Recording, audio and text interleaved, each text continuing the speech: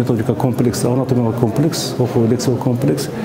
Бул студенттерге микроскоптон биз коюп, жанында турган микроскоп турат, ушу тренокойдон ошодон коюп туруп, препараттар коюп, ушу чоң экрандан көрсөтүп берсек да болот.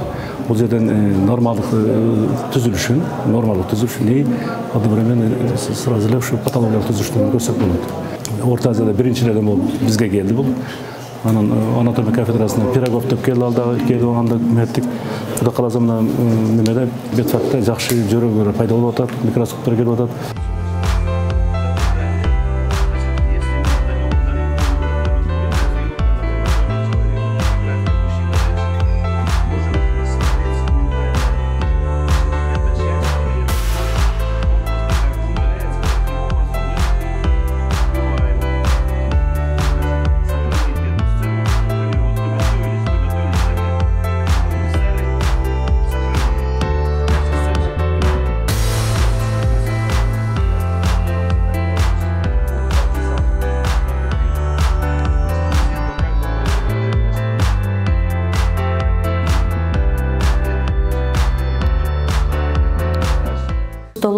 Бир гана медицина факультетинде эмес, ошмуда тарыхында, ошмунун тарыхында биринчи болуп бизге келди.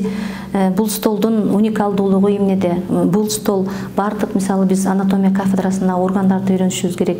Ошол органдарды майдалап, бөлүктөргө, системаларга, майда бөлүкчө детальдарга чейин майдалап көргөзүп бере алат. Андан башка ошол органдарды бүт бардык позицияда айландырып, үстү жактарын, асты жактарын бардыгын көргөзө алат.